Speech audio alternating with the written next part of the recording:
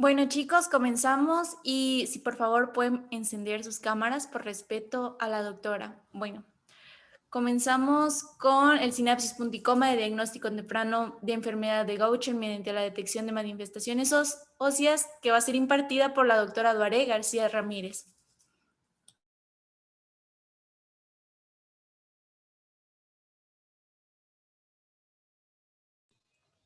Muchas gracias, Franza. Y bueno, pues vamos a iniciar con esta pequeña charla que tenemos aquí preparada para ustedes. Y pues principalmente vamos a hablar acerca de la revisión de un artículo que pues nos comenta acerca de estas enfermedades raras en el marco de esta celebración o de esta concientización más que nada de estas enfermedades. Y bueno, vamos a abordar el tema del diagnóstico temprano de enfermedad de Gaucher mediante la detección de manifestaciones óseas. Este artículo que me encontré me pareció muy interesante, sobre todo desde el punto de vista de que la enfermedad de Gaucher es una de las enfermedades consideradas aquí en México como enfermedades raras. Y el enfoque que le da este artículo, si tuvieron oportunidad de revisarlo, pues realmente es muy interesante. Entonces vamos a ello. Y si tienen alguna duda o algún comentario, pueden irlos escribiendo en el chat y ya al final comentamos acerca de esto. Bueno, primero que nada, me gustaría establecer qué es esto de las enfermedades raras, ¿no? Cuando nosotros hablamos de enfermedades raras, pues nos habla de que hay una baja prevalencia, sobre todo en nuestra población. El concepto que se maneja en la Secretaría de Salud, en la página, nos menciona que se considera a esas enfermedades que representan en menos de 5 personas por cada 10,000 habitantes. Entonces, prácticamente es muy raro que nosotros, como dice su nombre, las encontremos o que habitualmente encontremos alguna de esas enfermedades.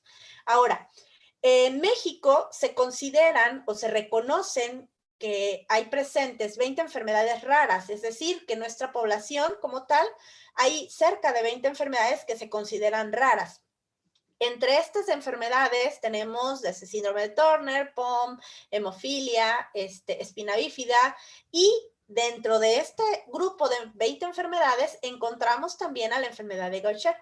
Sabemos que la enfermedad de Gaucher, como un antecedente a toda esta revisión del artículo, pues es una enfermedad que tiene diferentes tipos, los tenemos desde el 1 hasta el 3, y junto con todas estas enfermedades que se han mencionado previamente, pues estamos aquí, ahora sí, considerando también dentro de este grupo de enfermedades. Entonces, cuando nosotros hablamos de enfermedad de Gaucher y sobre todo de enfermedades raras o consideradas raras aquí en México, se estima que aproximadamente 8 millones de personas dentro de nuestro país están padeciendo alguna de estas 20 enfermedades que ya comentábamos previamente.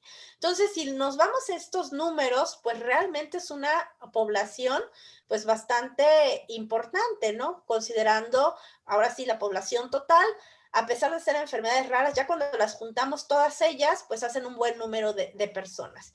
Se considera también, se ha considerado que el 30% de los infantes que nacen en esta condición, y esto es algo muy lamentable, normalmente pierden la vida o se ha encontrado que pierden la vida antes de llegar a cumplir inclusive los 5 años.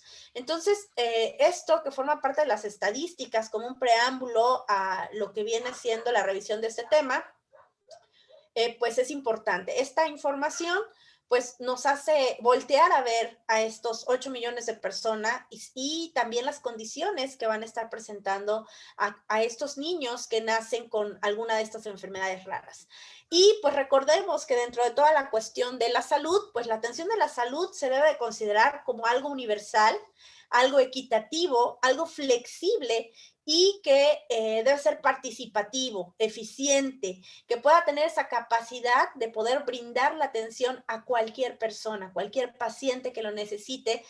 Y lo más importante es que este acceso a la salud sea precisamente de una forma oportuna. Entonces, nos vamos a enfocar en este artículo, nos habla de esa oportunidad al acceso de un tratamiento efectivo. Una de las singularidades que vamos a revisar con este artículo es precisamente que el diagnóstico que se realiza de esta enfermedad que vamos a abordar normalmente se hace en forma tardía, cuando ya las condiciones del paciente o las condiciones sobre todo en relación a la movilidad y todo esto que se ve afectado, pues ya son importantes. Y pues es poco lo que podamos ahora sí hacer con estos pacientes y caemos en lo que nos comenta esto, que tiene que ver con la mortalidad de los pacientes. Entonces, hay que tomar en cuenta que la atención debe de tener estas características y entonces, ¿qué nosotros podemos hacer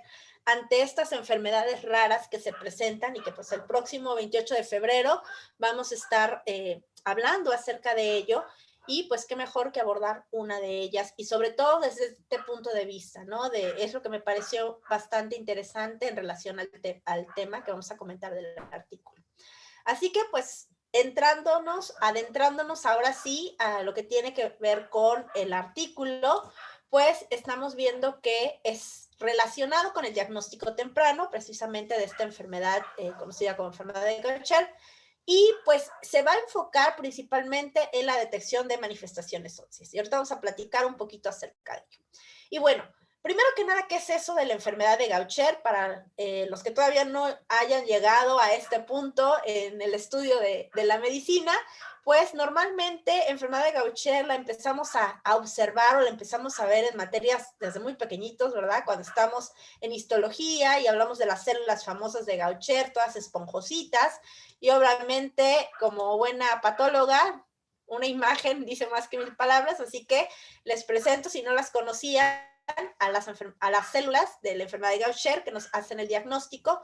Y esta causada, esta acumulación que se produce en estas células, está causada por la deficiencia de una enzima, que es la cerebrosidasa, conocida como GCasa, como una forma de abreviarlo, y esto nos habla entonces de una enfermedad de tipo genético, entonces ahí también interviene la genética, nos está hablando de una enfermedad a nivel de los lisosomas, que son esas estructuras ultracelulares que nos van a servir para poder digerir todo lo que la célula admite en su interior y pues obviamente esto nos va a dar como consecuencia que este padecimiento pues se vuelva una acumulación de esta sustancia que no puede ser degradada por la deficiencia enzimática presente. ¿Y qué es lo que va a pasar con la acumulación de cerebrócidos? Pues obviamente se van a tejidos donde los vamos a encontrar en buena cantidad, como por ejemplo el hígado, el vaso y la médula ósea. Y aquí pongo cierto énfasis en la cuestión esto de la médula ósea, porque nos habla de dos situaciones en particular. Primero, que normalmente el diagnóstico de esta enfermedad lo vamos a ver enfocados con manifestaciones o el abordaje que se hace son con manifestaciones hematológicas debido a esta afectación. Y por otro lado, recordemos que la médula ósea se encuentra dentro de los huesos, entonces tiene relación un poquito con lo que estamos hablando acerca del diagnóstico temprano. Ahora, ya que identificamos a esta enfermedad como una enfermedad de origen genético por la deficiencia de una enzima que es producida y que nos va a dar como consecuencia la acumulación de esta sustancia, la clasificamos dentro de las enfermedades lisosomales. Esta no es la única, tenemos la enfermedad de POM, por decir alguna otra, y prácticamente van a estar sucediendo lo mismo, que es la acumulación. El gen que se va a ver afectado, si nos vamos desde el punto de vista de la genética, es el gen GBA1, que normalmente va a estar realizando la producción precisamente de esta enzima. Y al estar alterado en esta enfermedad, pues obviamente lo que va a producir va a ser la deficiencia, que es lo característico que nosotros vamos a estar encontrando. Bueno, esto es así como un panorama general de a qué se refiere la enfermedad de Gaucher. Ahora, comentábamos que esta enfermedad en particular tiene 3 tipos y obviamente la gravedad de cada tipo va a ir en progresión cada vez mayor conforme van aumentando el número, ¿no? Conocemos que la más frecuente normalmente es el tipo 1 y esta va a tener ese efecto de acumulación en varios órganos internos. La característica del tipo 1, y lo cual podríamos decir que es ciertamente beneficioso para el paciente que la padece dentro de todos los tipos, es que no hay un compromiso directo hacia el sistema nervioso central, lo cual pues obviamente lo vamos a ver reflejado en únicamente la acumulación de la sustancia, de la sustancia en las células de los órganos que ya comentábamos, pero sin la afección neurológica.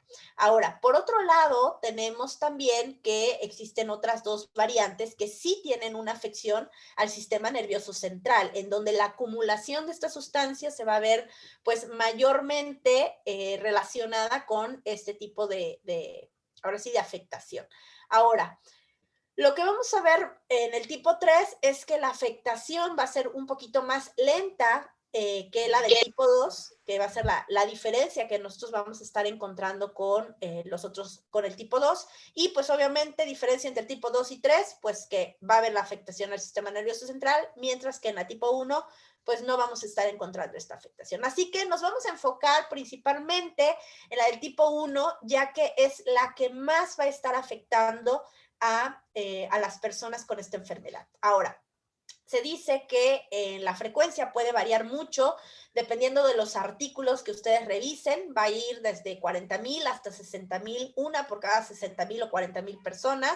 Existen poblaciones en las que esta frecuencia aumenta y de hecho en el artículo nos comenta un poquito acerca de estas poblaciones en donde se podría considerar que es característico y que se dispara esta frecuencia de presentación.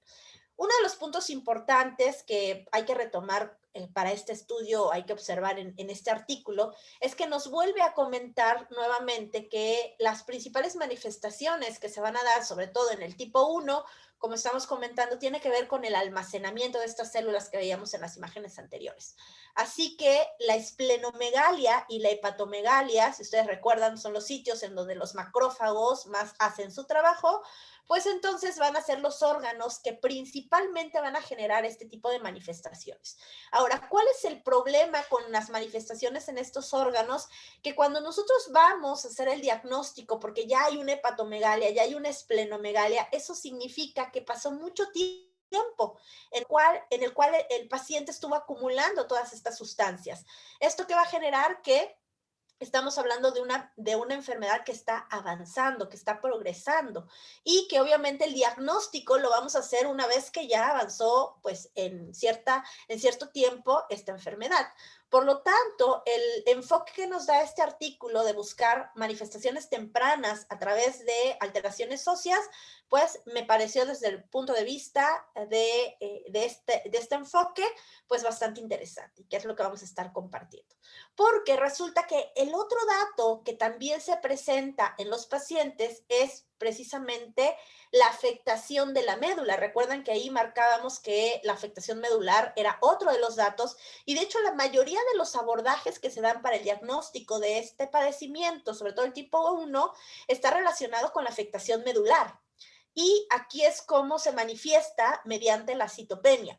Se dice que únicamente del 25 al 35%, que es lo que nos reporta este artículo, pues va a presentar realmente signos y síntomas óseos. Ahora, ¿cuál es lo interesante de estos síntomas y signos óseos que se van a estar presentando? Que normalmente son tempranos y que muchas veces vamos a ver más adelante son características que podríamos dejar pasar si no nos enfocamos a explorar un poquito más estos datos que se están presentando. Si ustedes observan 25-35%, pues es un porcentaje considerable para una enfermedad rara.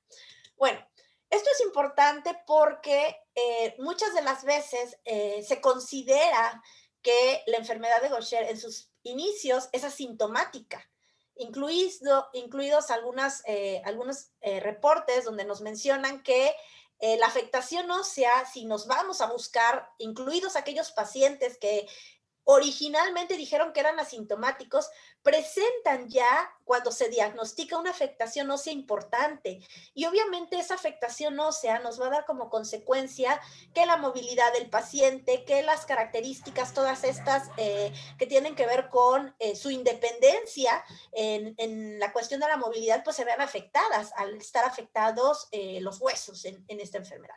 Ahora, unas de las características o manifestaciones más frecuentes que se encontraron o que se reportan como parte de las manifestaciones óseas, inclusive en estos pacientes que comentábamos que pudieran haber estado asintomáticos inicialmente, es una deformación que se le llama deformación en frasco de Erlenmeyer.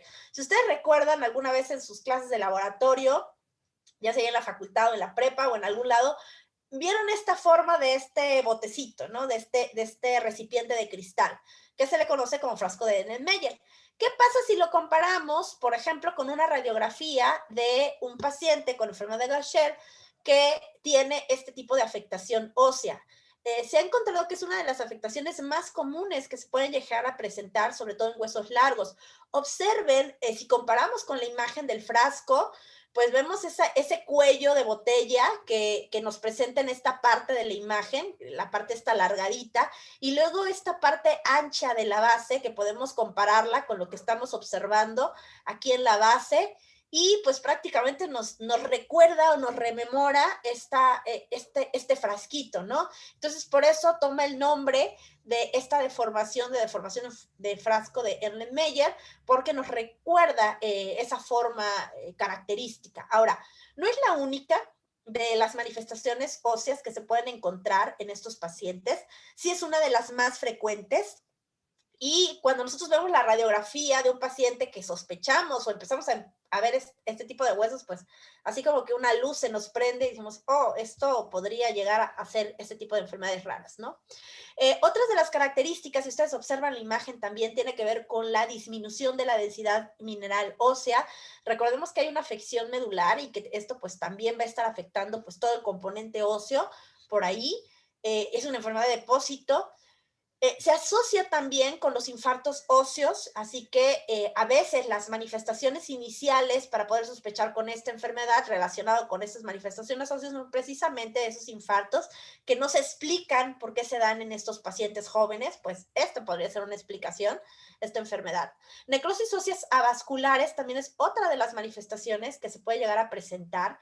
Y pues obviamente las lesiones radiológicas, osteolíticas o inclusive lesiones esclerosantes también las podemos encontrar. En algunas situaciones, el paciente que acude por una fractura. Y son esas famosas fracturas que nosotros le llamamos fracturas patológicas, porque como que no concuerda la edad del paciente con que se fracture por algo muy simple, un golpe sencillo, ¿no?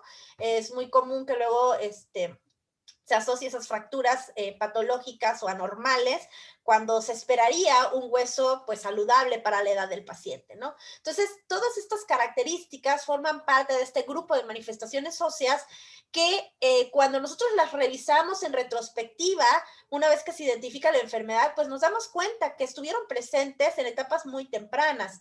Entonces, el tener conciencia de ellas, pues nos permitiría ahora sí enfocarnos a establecer un diagnóstico desde esta perspectiva. Y bueno, uno de los síntomas, ya cuando nos vamos hacia síntomas, uno de los más reportados es el famosísimo dolor óseo. Así que ahora sí, levante la mano el que no de niño en alguna ocasión le dolieron los famosos huesos, ¿no? Entonces es un síntoma que pues al niño le duele el hueso y pues es normal, está creciendo y minimizamos la importancia de ese dolor óseo. Pero ¿qué pasa con estos pequeños que constantemente se están quejando por ese dolor óseo? Y no es solo una vez cada, no sé, 3, 4 meses o una vez al año o tal vez una vez en la vida, sino que constantemente se están quejando de este dolor y que inclusive pudiera llegar a ser incapacitante y que desde el punto de vista de los padres pudiera pensarse que es una manera de llamar la atención o que no es cierto o que exagera. este dolor, pero el niño lo está sintiendo.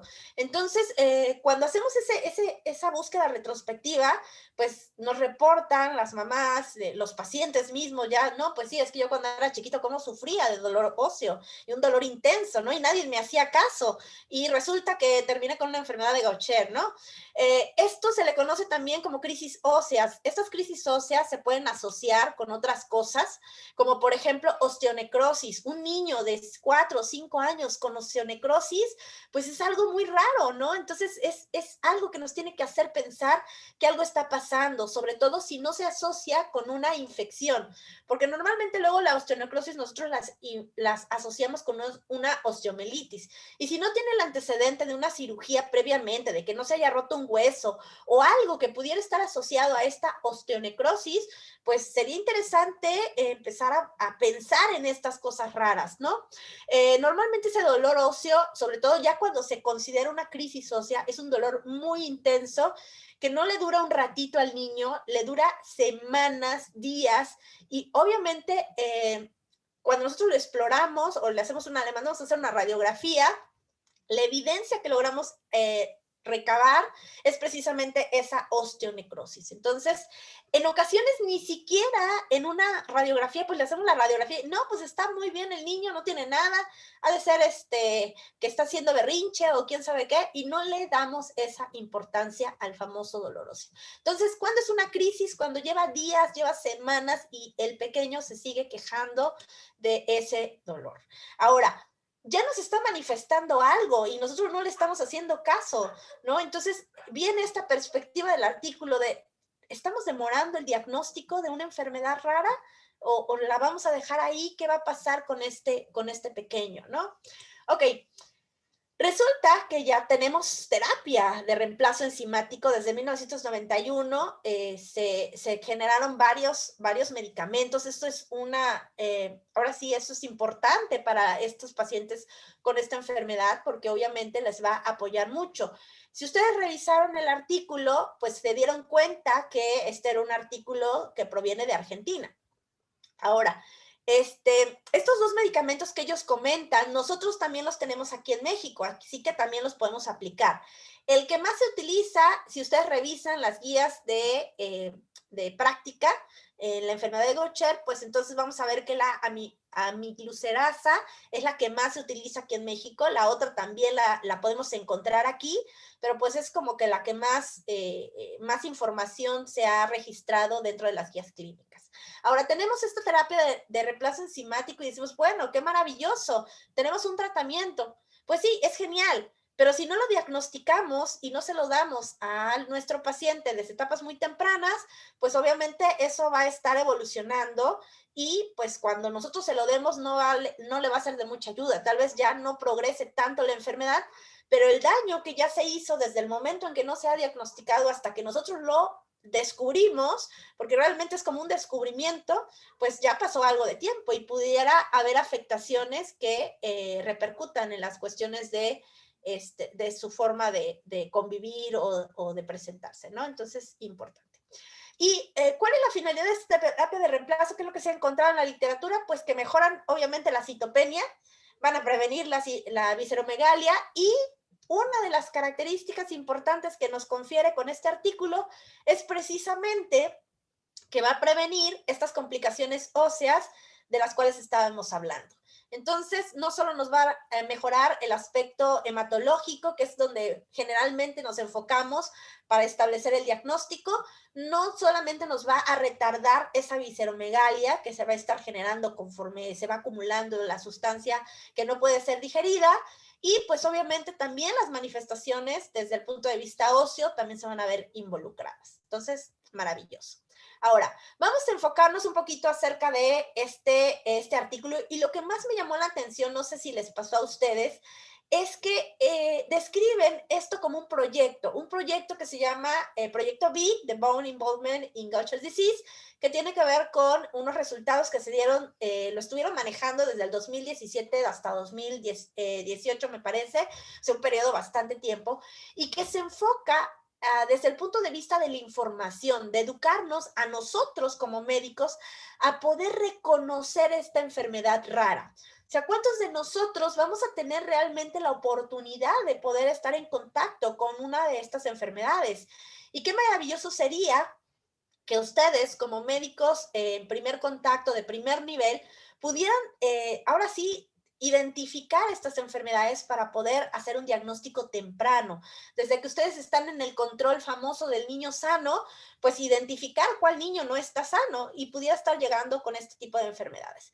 Realmente el algoritmo que ellos están utilizando en este proyecto VIC es un algoritmo muy sencillo que se basa principalmente en sesiones educativas que están enfocados en dos grupos. Aquí, por ejemplo, el estudio se realizó con dos grupos de profesionistas. Tenemos el algoritmo del protocolo 1 y el de docentes. El primero está enfocado principalmente en sesiones educativas a médicos especialistas, porque luego estos niños pues van de un lado a otro, ¿verdad? Entre especialista de una cosa, de otro, y nadie le da que tiene. Y pues entonces se enfocaron principalmente hacia médicos especialistas en ese primer algoritmo, a entrenarlos sobre el algoritmo de identificación de diagnóstico de esta enfermedad, a entrenarlos en relación a cómo se realiza el tamizaje cuando hay un caso sospechoso, cómo ir desde el tamizaje a la determinación de la enzima en gotas de sangre, que eso es un estudio muy fácil, es muy similar a lo que nosotros hacemos con el famoso tamiz neonatal, una gotita de sangre en un papelito, se va al estudio y nos puede dar el primer paso para la identificación de un posible diagnóstico aquí temprano. Y en ese caso tendríamos que corroborar, ahora sí, el diagnóstico que nos corrobora realmente la presencia de la enfermedad es la detección de la enzima en leucocitos con una muestra de sangre parinizada, ¿no? Entonces, si la muestra anterior de tamizaje es positiva, pues nos vamos a la confirmatoria y si no lo confirma, pues ahora sí, con todas las de la ley, tenemos el diagnóstico realizado. ¿Qué pasa con el segundo protocolo que ellos utilizaron? Bueno, ahí las sesiones educativas se dieron abiertas, no solo a los médicos especialistas, que es luego donde les llegan los pacientes ya referidos por el médico general o porque dieron muchas vueltas, como ya ahí comentábamos, sino que se va directamente a donde hay muchos médicos. Entonces, no importa de qué sea, médico general, médico especialista, lo que sea. Van a congresos, se presentan en jornadas, cuando hay un curso llegan y entran y les explican toda esta parte del entrenamiento de cómo detectar a estos pacientes y pues obviamente los invitan, aquí es mediante una invitación, ok, ya te expliqué cómo es este procedimiento, cuáles son los datos, refrescamos este conocimiento para que lo tengas muy presente y te invitamos a que si tú detectas algún paciente sospechoso, nos mandes la muestra y veamos si efectivamente corresponde a este diagnóstico. Entonces, estas fueron las dos grandes grupos que este proyecto presentó, muy interesante porque de hecho están repitiendo un proyecto que se hizo en Italia con muy buenos resultados. Entonces, de hecho, en el análisis, si ustedes revisaron, hacen una comparativa y ya llegaremos a ello. Y bueno, ¿qué es lo que nos está presentando el algoritmo que ellos comentan? Pues nos presenta principalmente qué hacer. ¿En qué etapa lo vamos a detectar? Tenemos 3 grupos para detectar la enfermedad. Los menores de 18 años, que es el grupo que nos encantaría poder detectarlo desde esa edad. Tenemos aquellos de 18 a 50 años, en donde pues ya nos pasó un poquito de tiempo y ya empiezan a presentar algunos datos importantes en relación a sus manifestaciones. Acuérdense que aquí estamos hablando desde el punto de vista de la manifestación ósea, no nos estamos metiendo con otras cosas. Y finalmente, aquellos que son menores de 50, que tienen esta edad de 50 años, en donde presentan pues ya ciertas características. Si nos vamos al primer grupo, pues lo característico dentro de las afecciones óseas están la osteomelitis. Obviamente aquí, en ese tipo de padecimiento, sobre todo en el último punto, que es la necrosis ósea avascular, que es rarísima en pequeños, menores de 18, ahí habría que estudiar que sea excluir cualquier situación como traumatismo, alguna terapia con corticoterapia, anemias o algunas otras cosas que nos pudieran estar llevando a una necrosis ósea vascular. Entonces, tendríamos que descartar todas esas posibilidades más comunes para poder pensar como parte de la sospecha de enfermedad de Gaucher.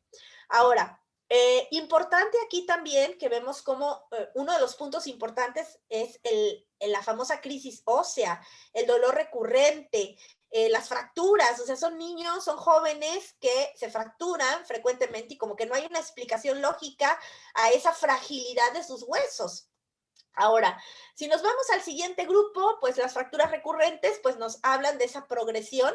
Necrosis avascular ya se presenta más frecuentemente. Recuerden que entre los 18, 50 años es cuando más se dan accidentes de traumatismos, entonces hay que descartar que no sea causado por ellos. Artroplastia de cadera, sobre todo ya los mayores, ¿verdad? Las crisis óseas que también se pueden asociar. Y en el último grupo únicamente nos enfocamos en dolor óseo y pérdida de la densidad ósea, mineral ósea. Ahora, si ustedes observan, los tres grupos concuerdan con la historia médica, parte muy importante. Entonces, el primero que está en contacto con esos pacientes y genera una buena historia que nos hace sospechar, pues vamos a ir directamente a la toma de la muestra en papel seco. Por eso de DBS se refiere a esto. Y dependiendo si está baja o si está normal, pues si está normal, pues ya se va al informe final. Si está baja, pues nos abre la posibilidad de verificar efectivamente que se trate de una enfermedad de Gaucher y que por eso se encuentra en la enzima baja y no sea por otra cosa. Y si esta otra vez nos vuelve a resultar baja, pues nos está haciendo confirmatorio del diagnóstico y entonces ya nos vamos a reportar que efectivamente este paciente tiene enfermedad de Gaucher. Ahora, si nuestra prueba inicial de tamizaje, que sería en este papel seco, es normal, pues ya ahí lo dejamos y decimos, pues este no es un paciente de enfermedad de Gaucher y podemos descartarlo. Si después de haber sido positiva o estaba baja la primera muestra en papel seco y la de muestra de linfocitos nos sale normal, pues también ahí podemos descartar tranquilamente que no es una enfermedad de Gaucher. En el caso, por ejemplo, ya de mayores, estamos hablando ya de de edades de 50 años para allá, normalmente siempre se asocia no solo la historia clínica, sino también se hace un hemograma. Recordemos que en estos pacientes pues ya va a haber cierta, ahora sí, afectación importante en la producción de las células sanguíneas, por lo tanto, plaquetas, todo esto, pues también se van a ver afectados, y no solo por la enfermedad, sino también, recordemos que la edad nos hace que estas líneas celulares disminuyan. Entonces, si vemos que el hemograma y todo esto es normal, pues ya, ahí se acabó, eso no es Gaucher. Si vemos que tiene alguna alteración y es patológico y nos llama ahí la atención de que pudiera ser, pues hay que hacerle la prueba en seco y ya ahí volvemos a tomar el mismo camino que veíamos en los de edades de 18 y de 18 a 50. Entonces, dependiendo de esto, el camino que nos confirma la enfermedad de Gaucher es la prueba seca y posteriormente la prueba en sangre parinizada al identificarlo dentro de los leucocitos. Entonces, cuando estas dos son bajas, ahí sí podemos confirmar la presencia de la enfermedad de Gaucher. Ahora, recordemos los signos de alerta, porque estos son los que nos van a orientar a decidir si le hacemos la prueba o no. Esta prueba de tamizaje o esta prueba de sospecha diagnóstica. Entonces, es importante tener bien claros estos grupos de edad y sobre todo cuáles son las características, síntomas, signos. Fracturas, osteomelitis, enfermedad de Perlitz, crisis óseas, dolor óseo recurrente, necrosis, que no tiene causa determinada. Ya dijimos cuál es lo que vamos a descartar. Los del grupo intermedio, fracturas, crisis, vean que se repiten mucho estas dos, así que es un punto importante. Y ya los mayores, pues el dolor óseo, que tendríamos que descartar que no sea por alguna otra cosa, artritis o alguna otra cosa que no tenga que ver con esto. Y sobre todo, aquí ya les agregamos lo que tiene que ver con la masa ósea por la edad, ¿no? Recordemos que conforme vamos creciendo, pues se va desgastando y que los datos del dolor óseo pues no estén asociados a ello, ¿no? Y si realmente tenga que ver con la enfermedad de Gaucher. Bueno, en todo esto, ellos lo investigaron y vean qué interesantes resultados tuvieron. Les comentaba ahí que ellos estuvieron desde marzo 2017 a diciembre, o sea, casi casi un año y cachito, año y medio completo, haciendo estas sesiones educativas en congresos con los especialistas, bien enfocados en los dos grupos.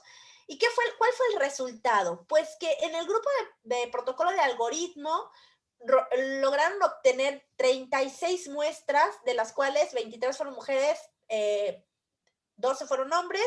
La edad promedio de identificación, esto es muy interesante, fue a los 15 años. Y si ustedes observan lo que presentaban estos pacientes, tiene que ver mucho con ese dato que decíamos que es como que el que más resuena en estos artículos, que es el famoso dolor óseo asociado a una crisis. O sea, no solo le duele, sino que le duele mucho y por mucho tiempo. Entonces ya estamos hablando de crisis ósea, 70%. Fracturas también nos encaminaron a la sospecha. Necrosis avascular, vean la edad promedio, o sea, necrosis avascular en un sujeto tan joven que no tiene relación con una infección, una osteomielitis, pues, ¿qué está pasando ahí? Obviamente ahí también osteomelitis fue uno de los diagnósticos que fueron sospechosos.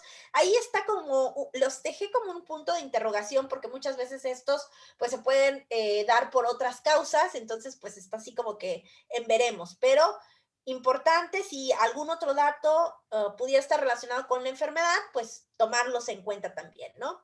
Y no descartarlos. En el caso del protocolo docente, en donde las pláticas fueron, pues, en general, decíamos, en congresos, en algunas reuniones ahí, pues se lograron obtener 2 muestras. O sea, vean que la diferencia entre uno y otro, pues, fue importante.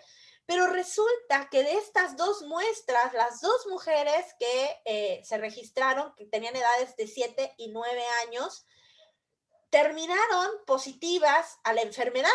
Interesante, ¿no? Entonces, en el primer caso, observen que las dos comparten el famoso dolor óseo. Otra vez volvemos a recaer en algo muy similar al porcentaje que nos mencionaban anteriormente. Fractura, osteomelitis, que hoy también lo dejamos como entre paréntesis, porque reportaban que frecuentemente pues tenían esta situación, ¿no? De la famosa osteomelitis. Entonces, decían, bueno, ¿qué? Osteomelitis, dolor óseo, es eso, ¿no? Y resultó que, pues no, que estaba por otro lado. Ok, todo esto que nos permite observar de estos artículos, ¿qué es lo que nos llevamos con todo esto? Pues resulta que un enfoque muy interesante viene siendo abordarlo desde estas manifestaciones óseas.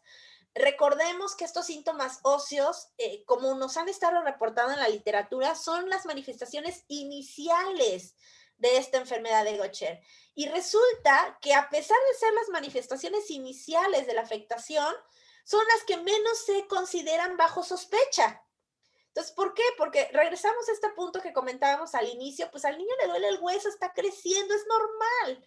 Pero ¿cuándo se sale de lo normal? Y entonces ahí tendríamos que tener este clic de sospechar esta situación en la cual, pues, no es normal que sea una crisis, ¿no? Que se convierta ese dolor óseo en una crisis, o esos síntomas, o esa radiografía con esas características que comentábamos. Ahora, este retraso diagnóstico se puede generar porque no hay manifestaciones hematológicas. Recuerden que nuestras guías se basan en el diagnóstico a partir de las manifestaciones hematológicas. ¿Y qué es lo que estamos viendo? Que las manifestaciones hematológicas normalmente las vamos a ver en etapas más avanzadas, y que las primeras que se generan son las óseas. Entonces, para cuando nos dé una manifestación hematológica, pues el paciente ya alcanzó los 50 años, ¿no? Y entonces cae en el otro grupo de edad, y ese tratamiento temprano que pudo haber recibido, disminuyendo su sintomatología, disminuyendo la progresión de su enfermedad, pues no lo va a recibir. Entonces, esto nos habla del famoso retraso del diagnóstico en estas enfermedades. Ahora, en pacientes menores de 20 años se ha visto que la detección a partir de los síntomas óseos pudiera llegar a ser bastante efectiva. Entonces, sospechemos ante esos niños que se quejan constantemente de ese dolor, que no se pueden parar, que es incapacitante ese dolor, no dejarlos de lado. O sea, si el papá menciona, pues es que le duelen los huesos seguido. A ver, pregúntenle cuántas veces, cómo es, le duele mucho, qué pasa. Podríamos estar ante esta manifestación temprana. Ahora, Recordemos que en este artículo nos menciona que el periodo de 21 meses de estas pláticas nos dio como resultado 37 muestras. O sea, ¿esto qué nos habla? De que ya formó parte de todos estos médicos como una opción diagnóstica. Ya fue algo que pudiera ser sospechado. Entonces, ¿qué pasó con esas muestras? En el artículo, si ustedes lo leen, dicen, no, pues era un niño que iba y venía por todos lados y alguien que fue a la plática, que le dijeron del algoritmo y que lo tenía aquí presente, se le ocurrió, oigan, ¿y por qué no le hacemos una pruebita de estas en hojita seca y la mandamos? Total, nos dijeron que la podemos mandar, a ver, vamos a hacer la prueba. ¿Y qué creen? Salió positiva. Entonces, esto es lo que permitió identificar a estos dos pacientes.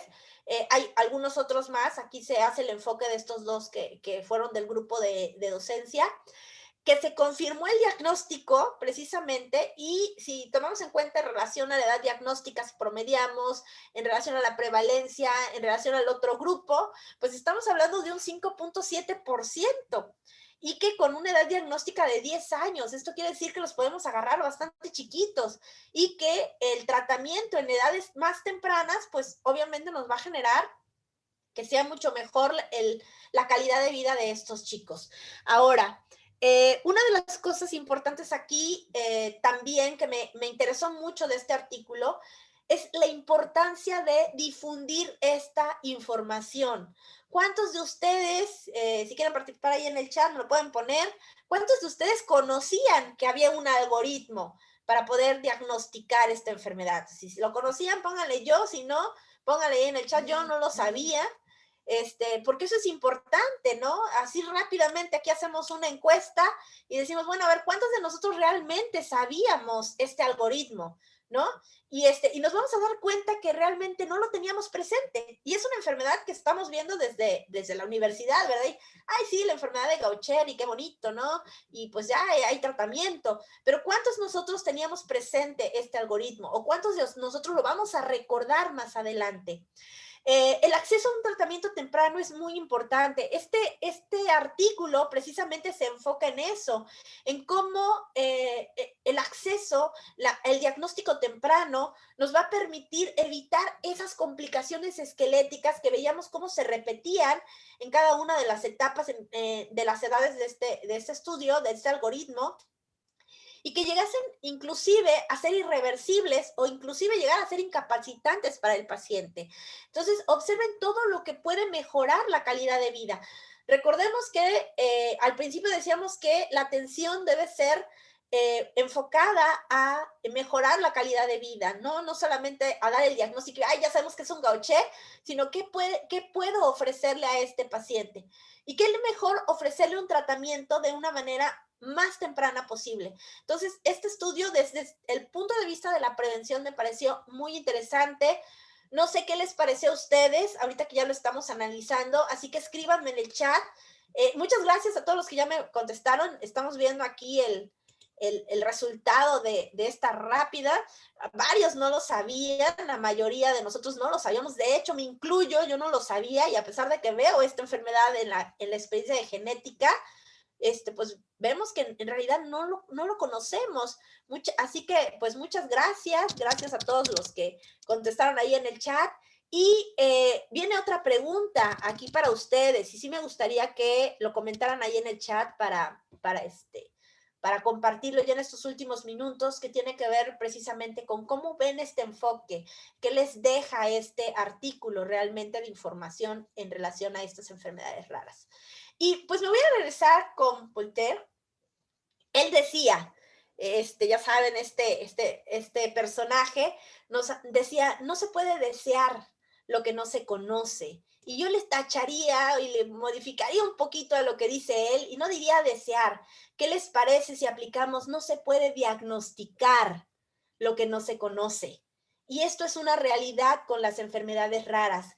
¿Cuántos de nosotros realmente nos formamos y investigamos, buscamos qué podemos hacer con ellas? ¿No? ¿Cómo las diagnosticamos? Probablemente estén ahí enfrente de nosotros y no las veamos, ¿Por qué? Porque no las conocemos. Si no conocemos estos algoritmos, si no los tenemos presentes, si no los estamos repasando, no se nos prende el foco. En ese grupo multidisciplinario que aún no se nos prende el foco y diga, oigan, ¿qué tal si es un gauché?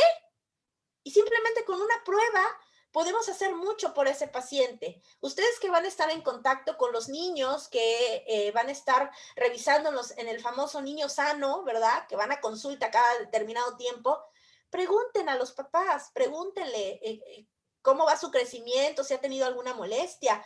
Algunos no lo comentan, pero luego hay mamás que llegan y te dicen, es que mi hijo a cada rato se queja de dolor de hueso. ¿Y qué les decimos? Pues es normal, está creciendo. Ah, le duele el hueso. ¿Qué tan frecuente es? Son preguntas muy sencillas. ¿Qué tanto le duele? Al niño le ponemos una escala de esas de caritas. No sé si alguna vez los niños pequeños que no pueden decir del 1 al 10 o al 20, que todavía no tienen la comprensión ahí de los números, por ejemplo, menores de 5 años, le pones unas caritas de así súper triste, carita así súper contento, de dolor, y dices, ¿cómo te sientes? Y entonces te señala el niño, pues yo me siento así con la carita de que me duele mucho, ¿no?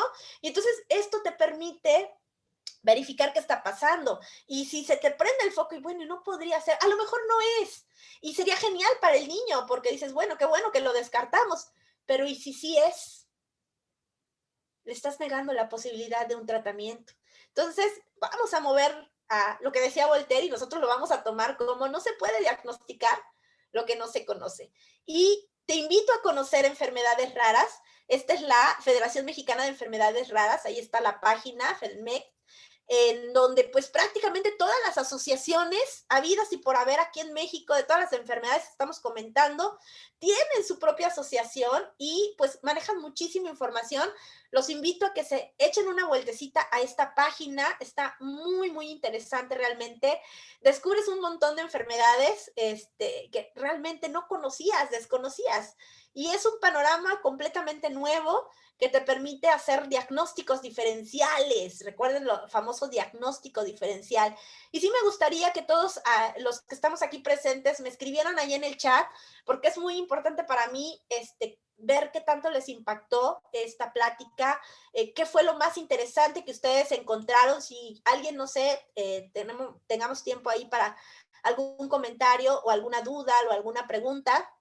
Así que los invito, muchas gracias a los que ya están ahí escribiendo en el chat. ¿Qué les pareció esto? ¿De qué se dieron cuenta? ¿Sabían que había tantas asociaciones de enfermedades raras? ¿Sabían que había una página de estas enfermedades? ¿Dónde las pueden buscar? ¿Conocen a alguien que esté padeciendo alguna de estas enfermedades raras? Muchas veces, sobre todo en la experiencia de genética, una de las cosas que luego les digo a mis alumnos es que algunas de estas enfermedades tienen manifestaciones tan visibles que los podemos diagnosticar en el camión. Y entonces, cuando salen de la experiencia de genética y se suben al camión, ya están viendo a ver qué enfermedades diagnostican simplemente por cómo se ve el paciente, ¿no? Pero hay enfermedades que son ocultas, ¿no? Que no tienen una característica que se pueda manifestar físicamente. Y entonces requiere de nuestra pericia para poder tener presente esta situación, ¿no? Estos diagnósticos. Por ahí veo una mano levantada. Andrés, hola, qué gusto tenerte Hola, por aquí. doctora. Así que Este, adelante.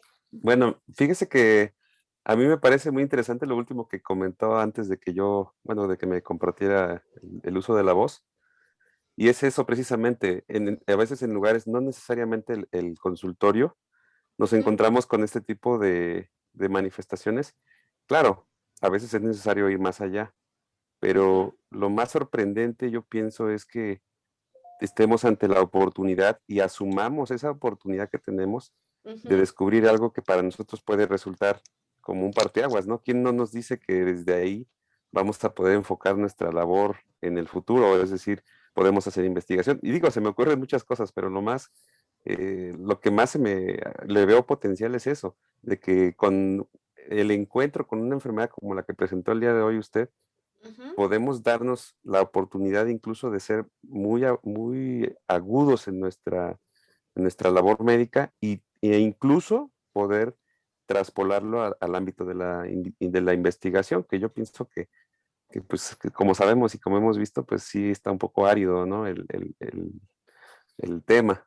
Entonces, sí, por un lado agradecerle, porque pues realmente esto es importante para nosotros y sobre todo que lo vamos a, bueno, yo sé que hay muchos médicos que dicen, esta enfermedad nunca la vamos a ver, pero yo difiero Yo les mucho voy en a ese cambiar. exacto, pero exacto, Y esa sí, parte, sí. ¿no? Exacto. ¿Qué hacemos nosotros ante ello? Y esa es la parte que sí es padre porque siempre está despertando así como que lo que a veces por la misma inercia y todo dejan dormidos, ¿no? O dejan dormido Ujú. la parte donde sabemos que hay más todavía, no solamente lo que el amplio conocimiento que está pues común, sino ir más Ujú. allá de lo que podemos ver. Claro que sí, Andrés. Y es muy importante esto que tú comentas porque recuerden que ustedes están generando un perfil de un médico general que está abierto ante todas las posibilidades. Y si bien nosotros a veces decimos, es que yo nunca en mi vida he visto un caso de eso no quiere decir que no te vaya a pasar a ti. Y eso no quiere decir que cuando lo tengas enfrente, como bien decíamos, lo puedas ver. O sea, qué padre, ¿no? Cuando están estos grupos multidisciplinarios entre nosotros y a alguien se le prende el foco y dicen, oye, ¿sabes qué? Tengo un niño que mira, se queja de esto y esto. Y viene el radiólogo y dice, mira esta imagen media rara. Y viene el hematólogo y viene el médico general que ya lo mandó con todos ellos y se juntan. Y alguien por ahí levanta la manita y dice, pues oigan, y si le hacemos una pruebita de esta, no vaya a ser un gauché, ¿no? Y entonces cambian la vida de ese chico, ¿no? De ese chico, de esa chica que pudiera estar presentando esta enfermedad y que pudiera ser candidato a estos tratamientos que ya se le pueden ofrecer, ¿no? Entonces, muy interesante, muchas gracias, Andrés. Creo que tenemos tiempo, no sé, ahí nuestro coordinador.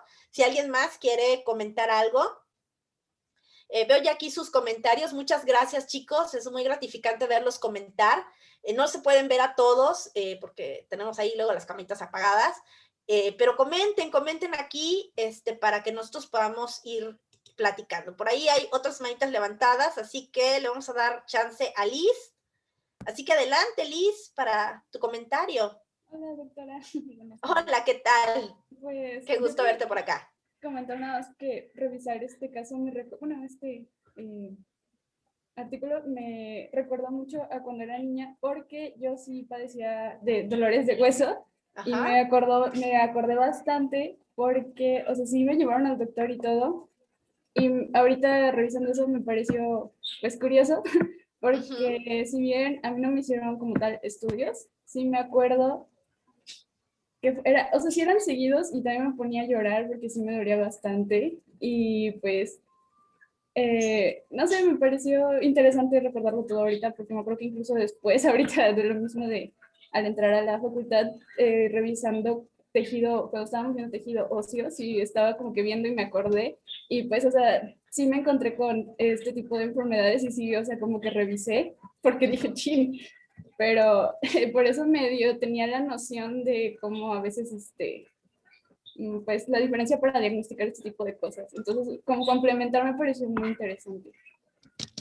Sí, efectivamente, yo también, no creas que no, cuando decían eso del dolor óseo, dije, ay, a mí me dolía, le digo, también, mi mamá sí me hizo caso, ¿no? Pero ¿cuántos chicos o chicas, pues lo dicen, ¿no? Se duelen, se quejan y minimizan porque son pequeños o no les creen y pudiéramos estar ante esto, ¿no? No digo que todos van a tener la enfermedad, pero podría ser, entonces abrirnos a esa posibilidad, ¿no? No descartar un diagnóstico, porque es raro, ¿no? Porque, ay, no se le puede dar. Entonces, mejor veámoslo desde el punto de vista, bueno, ¿y qué tal si lo descubro y termino publicando un artículo acerca de Gaucher, ¿no? Entonces, hay otra motivación ahí también, aparte de apoyar al paciente, ¿no? Entonces, sí es muy interesante y muchas gracias a todos los que están comentando ahí en el chat. Muchas gracias por ahí, Paulette, Malisa, Javier, ¿quién más? No sé quién es porque no tiene el nombre, Lisbeth, todos ellos, ahí Ana también, hola Ana, Jocelyn, que están por ahí comentando ahí en el chat. Gracias. Y sí, efectivamente es muy interesante lo que tú tú comentas, de hecho, a mí también me pasó, ¿no? Yo cuando leí el artículo dije, ¡ay Dios! ¿Cuántas veces se quejaron? ¿No? He escuchado que se quejen y a lo mejor ni siquiera una revisadita, ¿no? De qué pasó con sus huesitos. Ok, excelente, gracias, Lice. No sé si alguien más tenga por ahí una manita levantada. Creo que ya no tenemos manitas levantadas. Ah, sí, tenemos una de Melissa. Sí nos da tiempo. No sé cómo estamos ahí de tiempo a nuestra coordinadora, Aranza. Sí, doctora, sí hay Ah, tiempo. ok. Muchas gracias. Si no, nos quedamos aquí charlando un rato, si no nos cortan el Zoom. Ok, Melissa, adelante. Doctora, Compártenos. buenas tardes. Hola, Melissa, ¿qué tal? Bueno, realmente me pareció muy importante y muy interesante ese punto que usted tomó acerca de pues la formación de médicos generales, sobre todo, porque realmente eso es lo que vamos a salir, eso es lo que vamos a hacer saliendo de la facultad, y no solamente en el marco de esta enfermedad, sino en el marco de las enfermedades raras, el no tener una descripción exacta y el no tener como base de nosotros para poder detectarlas, pues realmente crea un problema y crea una falta de diagnóstico y crea una desinformación total de nosotros hacia los pacientes. Entonces, pues obviamente es muy importante tanto revisar, actualizarnos, no dejar de lado los mínimos, signos y síntomas. Por ejemplo, o sea, yo me acuerdo mucho, mi mamá, obviamente creo que a todos nos decía, sí, te duelen los huesos, pero porque estás creciendo, ¿no? Sí, O es sea, típico.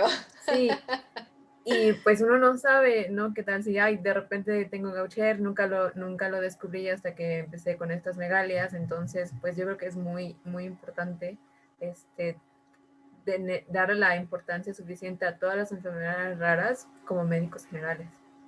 Claro, y sobre todo, chicos, recuerden que ustedes son el primer contacto. Uno de los puntos importantes que ustedes van a estar desarrollando en toda su carrera profesional, y no solo como médicos generales, si alguno de ustedes termina estudiando, no sé, investigación, si a alguno le interesa epidemiología, si a alguno le interesa alguna especialidad o cualquier cosa donde ustedes laboren, ya sea como altos mandatarios ahí en la Secretaría de Salud, pues ese punto de vista desde la prevención es muy importante porque es la base de todo. ¿Cuál es el problema que nosotros nos estamos enfrentando? Y vamos a meternos un poquito ahorita con lo del COVID, que está en boca de todos. ¿Cuál es el problema con el que nos estamos enfrentando? La falta de esa medicina preventiva nos está llevando a que un gran número de la población esté en riesgo. ¿Por qué México tiene tanta mortalidad que otros países? Porque no nos cuidamos, porque no hay esas características de prevención en nuestra población. No estamos impactando a nuestra población. Nosotros somos los que cuidamos a esa población y no la estamos impactando. ¿Qué nos está faltando para poder impactarla? Entonces, eso se los dejo también a ustedes de reflexión, no solo como enfermedades raras. Agárrense cualquier enfermedad común, diabetes, hipertensión. ¿Qué nos está faltando? ¿Por qué nuestros programas de tamizaje no están funcionando? ¿Sí? Entonces, uno ya va de salida, pero ustedes van de entrada. Así que eso es lo importante que me gustaría dejarles a ustedes, esa conciencia de qué es el papel que voy a jugar yo como médico, qué tipo de médico quiero ser allá afuera. ¿Cuál es la responsabilidad? ¿Voy a tomar esa responsabilidad en mis manos? ¿Voy a prepararme nada más? ¿Qué es lo que voy a hacer allá afuera? Entonces, los invito a reflexionar esto y muchísimas gracias, chicos, a todos aquellos que me compartieron en el chat. Muchas gracias. Si no has compartido todavía en el chat, compártelo todavía. Creo que tenemos unos segundos. No sé si ya nos pasamos, pero está muy amena esta charla. Así no sé si alguien más quiera comentar algo.